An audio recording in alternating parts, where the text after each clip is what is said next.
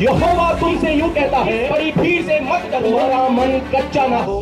कर रहा कई बार हमारे जीवन में भी ऐसे होता है, परिस्थितियां इतनी बिगड़ जाती हैं, लोग बीमार होते हैं, परिवार की कंडीशन इतनी बिगड़ जाती है, लेकिन जो लोग परमेश्वर यहोवा पर भरोसा रखते हैं, परमेश्वर उनके सिर को, उनके मस्तक को ऊंचा करता है। हालेलुया। बाहर वाले भले ही आपका मजाक उड़ाएंगे, बाहर वाले कहेंगे ये पागल हो गया है, बाहर वाले कहेंगे ये तो बिल्कुल बेकार आदमी है, लेकिन मेरे प्रियो आपको बताना चाहता हूं, जिस प्रकार यहोशापात ने भी क्या किया, उसने परमेश्वर को खोजा। हालेलुया। उसके लोग उसका मजाक उड़ा रहे होंगे, वो सेना को इकट्ठा करने के बजाय, अपने बल को इकट्ठा करने के बजाय, उसने परमेश्वर की खोज की। हालेलुया। उसने पूरे राष्ट्र में उपवास और प्रार्थना की घोषणा करी। हालेलुया। और परमेश्वर के भवन में खड़े होकर प्रार्थना की। हालेलुया। हालेलुया। और जब परमेश्वर के भविष्यवक्ता यिजकल ने इस बात को देखा, परमेश्वर ने उसकी उस हृदय को देखा, और यिजकल के द्वारा परमेश्वर ने ये वाणी यहां पर जो हम पढ़ते हैं कि तू तेरा मन कच्चा ना हो। आप पढ़े उसको फिर से। तब वो कहने लगा, हाँ हाँ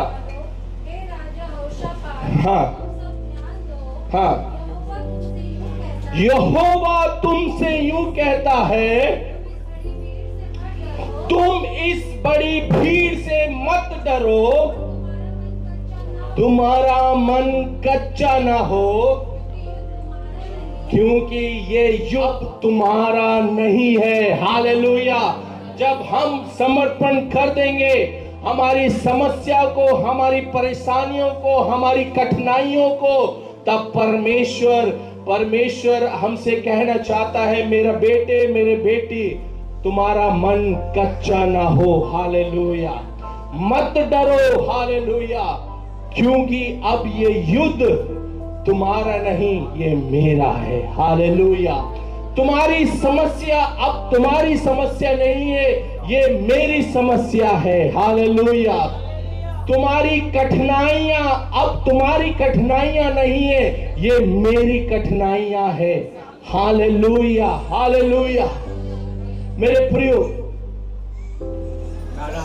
परमेश्वर कहता है कि मत डरो, ये लड़ाई तुम्हारी नहीं, अब परमेश्वर की है। हमारे जीवन की समस्या या हमारे जीवन की जो लड़ाई है, जैसे मैंने शुरुआत में बताया, हर एक व्यक्ति कोई ना कोई किसी आत्मिक लड़ाई में, युद्ध में लड़ रहा है।